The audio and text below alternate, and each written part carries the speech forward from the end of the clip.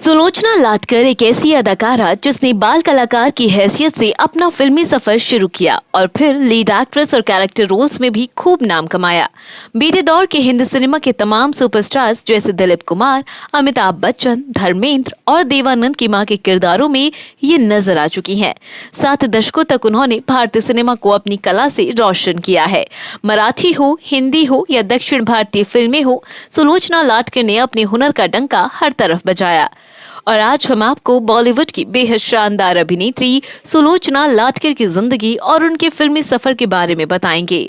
सुलोचना लाटकर का जन्म हुआ था 20 जुलाई 1929 को कर्नाटक के बेलगांव जिले के खड़कलाट गांव में। इनका गांव खड़कलाट महाराष्ट्र की सीमा के एकदम करीब है। महाराष्ट्र का नागपुर शहर इस गांव से मात्र 40 किलोमीटर दूरी पर मौजूद है। सुलोचना जी के पिता कोल्हापुर रियासत में दरोगा की हैसियत से नौकरी किया करते थे।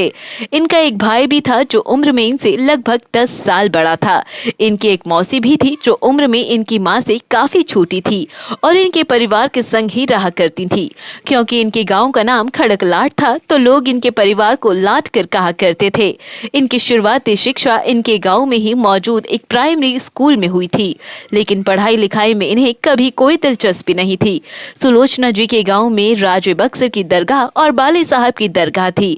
ये दरगाह उस इलाके में बेहद मशहूर थी। इन दरगाहों पर हर साल उर्स का आयोजन होता था और इस दौरान गांव में एक मेला भी लगता था। उस मेले में तमाशा होता था, नाटक किए जाते थे और फिल्मों के शोज भी दिखाए जाते थे। नन्ही सुलोचना हमेशा सबसे आगे बैठकर ये सभी प्रोग्राम्स देखा करती थी। छोटी उम्र से ही फिल्मों के प्रति इनके मन में काफी उत्सुकता पैदा होने लगी थी। चलचित्र देखकर ये अक्सर पर्दे के पीछे जाती थी, ये जानने की आखिरकार इस पर्दे के पीछे कौन है। उम्र के महज 12वें पड़ाव में ही सुलोचना जी पहुंची थी जब इनके माता पिता दोनों की मृत्यु हो गई। इनके और इनके भाई के पास सिर्फ केवल एक मौसी ही थी। इसी दौरान गांव में प्लेग फैल गया और ये अपने भाई और मौसी के साथ अपने पिता के दोस्त के घर शरण लेने पहुंच गई, जो पास के ही चिकड़ी गांव में रहा करते थे और पेशे से एक वकील थे। पिता के दोस्त के घर ये आ तो गए, लेकिन कुछ ही दिनों के बाद इनके और इनकी मौसी के भाई के मन में ख्याल आने लगा कि आखिर कब तक दूसरों पर बोझ बनकर रहेंगे। जिंदगी गुजारने के लिए कोई न कोई काम तो करना ही पड़ेगा। एक दिन इनके पिता के दोस्त के घर मास्टर विनायक आए थे। मास्टर विनायक उस जमाने के जाने माने फिल्म प्रोड्यूसर और डायरेक्टर थे।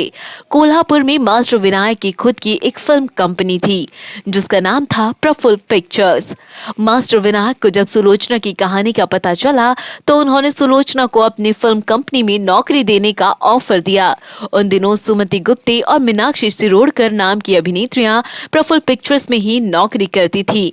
सुलोचना जी ने मास्टर विनायक का वो ऑफर तुरंत स्वीकार कर लिया। ये पूरा वाकया साल 1943 के दौरान का है। मास्टर विनायक की फिल्म कंपनी प्रफुल्ल पिक्चर से ही महान गायिका लता मंगेशकर भी जुड़ी हुई थी। क्योंकि सुलोचना जी ने केवल प्राइमरी तक ही पढ़ाई की थी तो उन्हें हिंदी बोलने नहीं आती थी।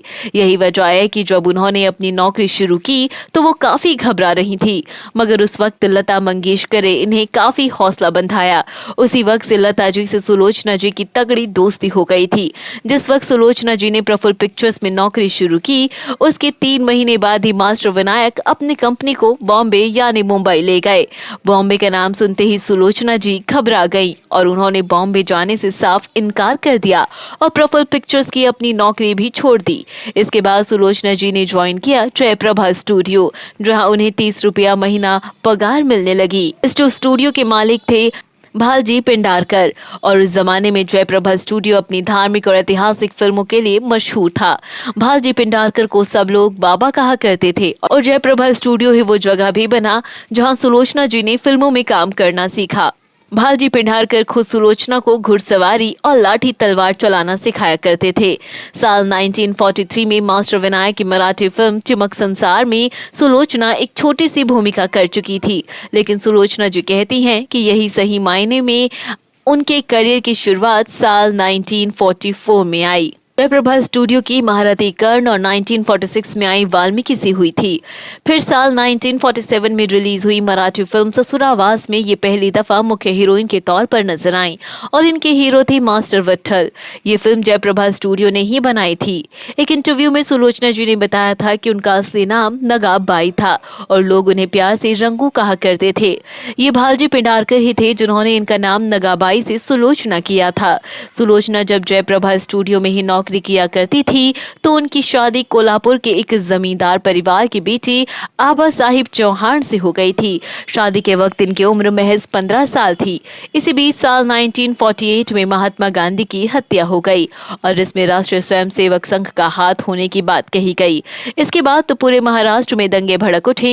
संघ के कार्यकर्ताओं को मारा जाने लगा, उनके घर और दुकानों को जला दिया गया। क्योंकि सुलोचना के गुरु भालजी पिंडारकर भी संघ से जुड़े थे तो उनका जयप्रभा स्टूडियो भी जला दिया गया। साथ ही भालजी पिंडारकर को गिरफ्तार भी कर लिया गया। जयप्रभा स्टूडियो बंद हो गया। भालजी पिंडारकर ने अपने सभी कर्मचारियों को 2 महीने का वेतन देकर कार्य मुक्त कर दिया। इस सारे घटनाक्रम के बाद सुलोचना जी पुणे आ गईं। इत्तेफाक से यहाँ मंगल पिक्चर्स फिल्म कंपनी की फिल्म जीवाचा सखा में सुलोचना जी को मुख्य हीरोइन के तौर पर काम मिल गया। लेकिन फिल्मी दुनिया में दिए सुलोचना लाडकर जी के योगदान को आज भी कोई नहीं भुला सकता। हर कोई उनकी एक्टिंग की तारीफें करता है और साथ ही साथ उनकी हर एक फिल्म को लेकर आज भी उन्हें याद करता है। फिलहाल आप क्या कहेंगे सुलोचना लाडकर जी की फिल्मों के बारे में और ऐसी कौन सी फिल्म है जो आपको सबसे ज्यादा पसंद आई, हमें कमेंट करके जरूर बताएं।